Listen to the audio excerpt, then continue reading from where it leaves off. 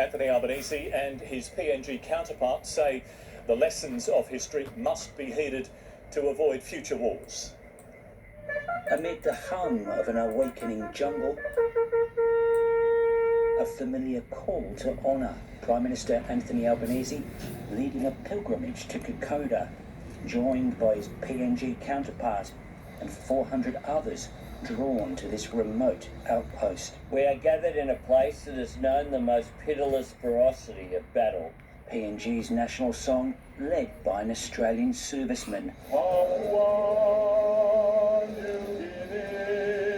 Isarava Memorial's 4 granite pillars, a dedication to the diggers' courage, endurance, mateship and sacrifice, as well as the Fuzzy Wuzzy angels who selflessly came to their aid. We never requested war, we never demanded war, but we were caught into a conflict that was not ours.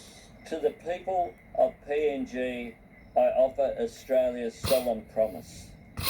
We will never forget. Among those to travel in tribute, Kelvin Martin from Rockhampton, walking 8 days on the Kokoda track in honour of his grandfather Leslie Shard, who served as a signalman. I feel more connected to him now. Didn't realise how tough it was for them. It just really makes you realise what they went through. It's just a great place to commemorate, men who gave the ultimate sacrifice. My great-grandfather fought over here, so to me it means a lot to represent him and our family. Ivan Lefua's father was one of the Highland heroes during the Kokoda campaign 80 years ago.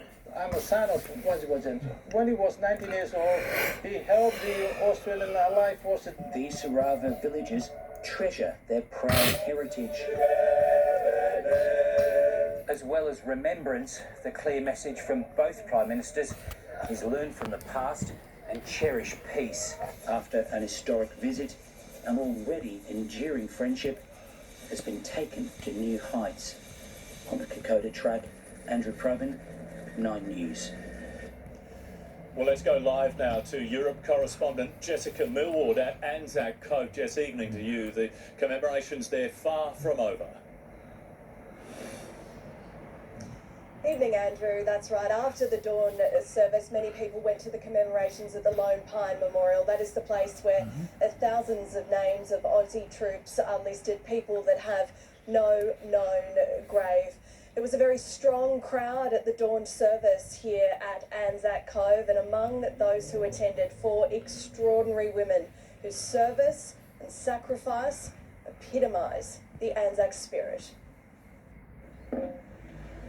A familiar but haunting tune.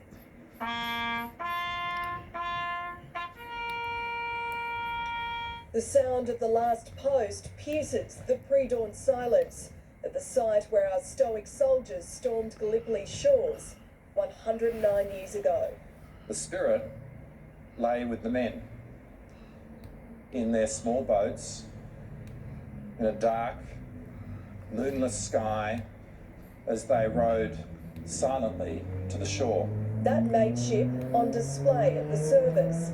The Kiwi band calling on their Aussie counterparts when musical instruments didn't arrive in time due to flooding in Dubai.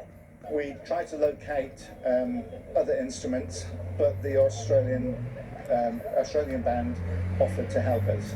It was the biggest crowd since the centenary commemorations, just over 1,600 packing out ANZAC Cove. For many, a lifelong dream fulfilled. Pretty emotional, actually, eh? We always want to come here and my wife organise it, so that's great. In the crowd, Sonia, Heather, Karen and Fiona, 4 friends, decorated service women, at Gallipoli to honour the sacrifice of the fallen and reflect on their own. Being here with these ladies, and look, obviously being here in this place is,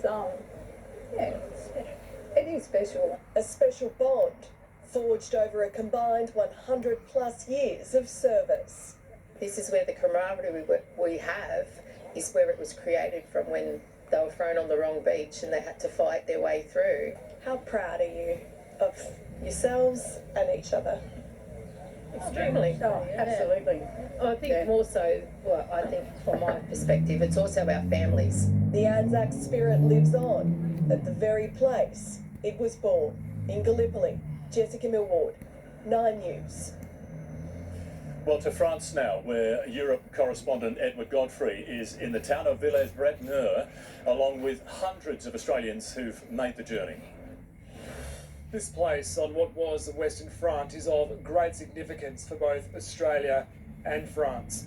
1,901 people attended the dawn service, 2/3 of which were from Australia.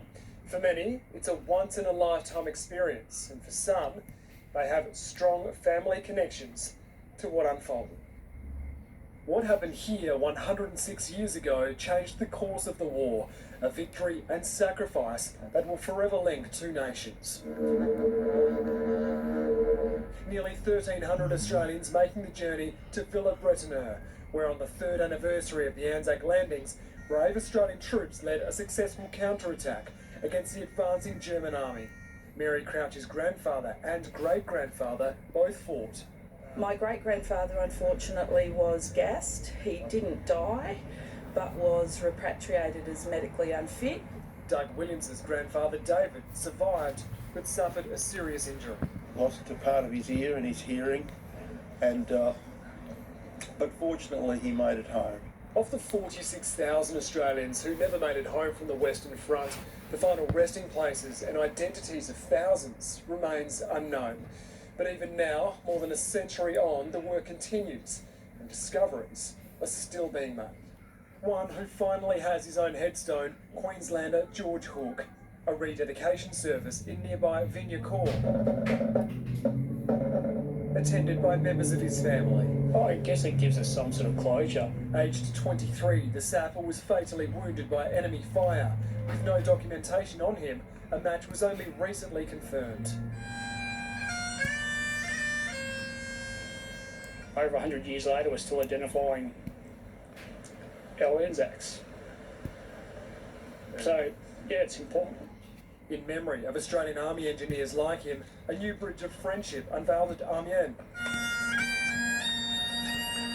School students from St Joseph's, Stanthorpe in Queensland, joining French students. And we have like the twin bridge in Brisbane. It's a great opportunity and it's amazing how we can come together. And an important reminder. Unless we have these sorts of memorials, it is too easy for young people to forget. In Villers-Bretonneux, Edward Godfrey, 9 News. So many important and moving traditions embraced right across the world today, Melissa, in honour of our servicemen and women, both past and present, of course. And I'll be back live from ANZAC Square with more a little bit later on in the bulletin. We'll see you then. Thanks, Lofty. Well, to the day's other news now.